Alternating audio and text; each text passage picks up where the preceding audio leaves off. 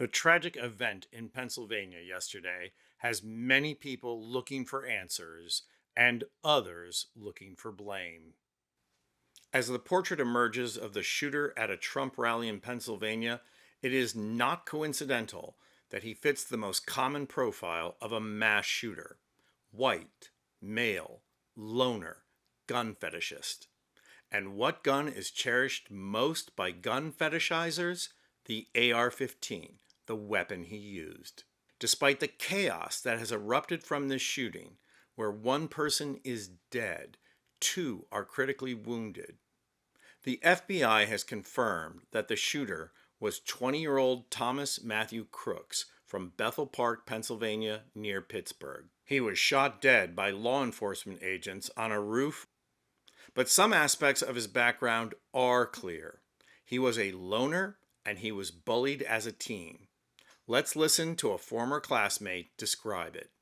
And you said he was a loner? Yeah. I want to say he was a loner more because he was quiet, but like he was just bullied. Like he was bullied so much. So much. This was high school. Yeah. What did they, do you remember at all what they said to him or called him? No. He was just made fun of, I guess, for the way he dressed or his appearance.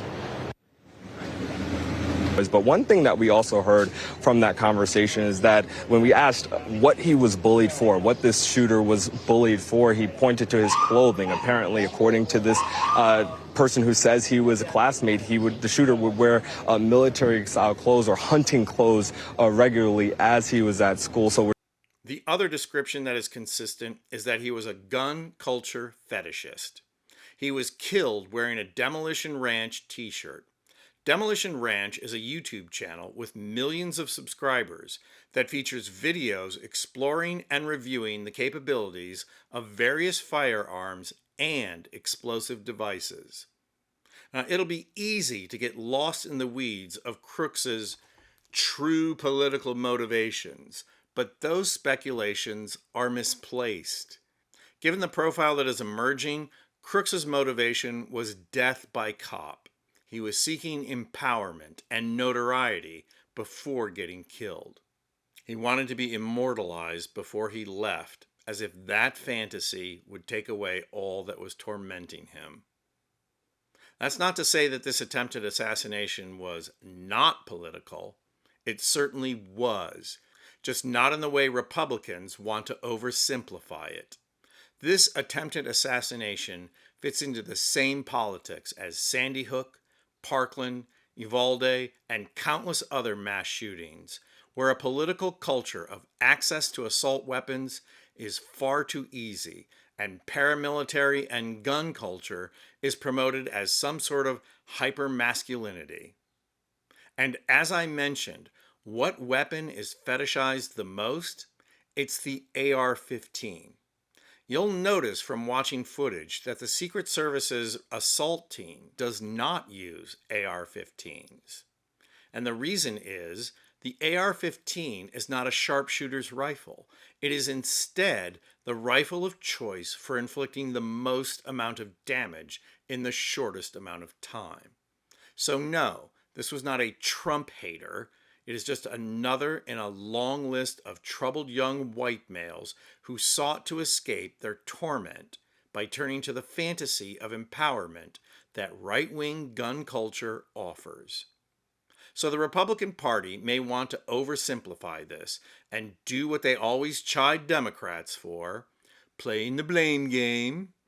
But the fact of the matter is, you are the party that built this slaughterhouse, brick by brick, with first this piece of legislation and that Supreme Court ruling.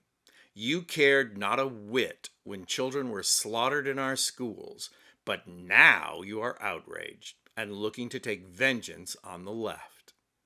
And can we just focus on that Republican outrage for a moment? Nancy Pelosi's husband was the victim of an assassination attempt and had to fight off his attacker by himself. But here's what Trump had to say about that vicious attack. And we'll stand up to crazy Nancy Pelosi, who ruined San Francisco.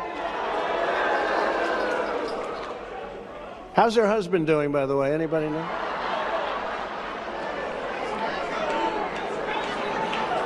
And she's against building a wall at our border, even though she has a wall around her house, which obviously didn't do a very good job. So you'll pardon us if we don't take your faux outrage to heart, especially as you use this tragic event to score political points at every turn. So far, all we have heard is your outrage, your desire for vengeance, and your demand that we now silence all criticism of former president, convicted felon, and adjudicated rapist Donald Trump. My, isn't that convenient and compassionate, all rolled into one? Still waiting to hear your concern about the person that was killed and those who were critically wounded by a weapon that Democrats have been trying to get off the streets for decades. But yes, go ahead and blame Antifa. I mean, after all, Antifa was responsible for the insurrection. That wasn't an insurrection, was just peaceful tourists walking through the Capitol building, right? In closing, it is important to note that the FBI also disclosed that explosive weapons were found in Crooks's car. Remember that Demolition Ranch also promotes and reviews various explosives on its channel. This is the culture that the right wing cultivates, promotes, brags about, and wants to defend. It is a fantasy culture where the disenfranchised can feel empowered and tormented loners can find escape. And it has deadly consequences. It had deadly consequences in more schools than I can mention. It had deadly consequences on January 6th. And it had deadly consequences yesterday, July 13th. Nobody, but nobody, is expecting the right wing to own up to that. But if you think the left should stay silent while you politicize this to your advantage, then you need to wake up from that fantasy. You are the party that literally took children away from their parents and locked them in cages. And something like 1,000 of them have yet to be returned to their parents. You are the party that refuses to do anything about school shootings except give us your thoughts and prayers. And you are the party that keeps advocating for civil war. Thank you, Marjorie Taylor Greene. So excuse us if we can't muster any sympathy for your faux outrage. But by all means, let us know when you get around to expressing some actual concern for the victims of this shooting. That would be a nice change. I'm Anthony Vincent Gallo for Occupy Democrats.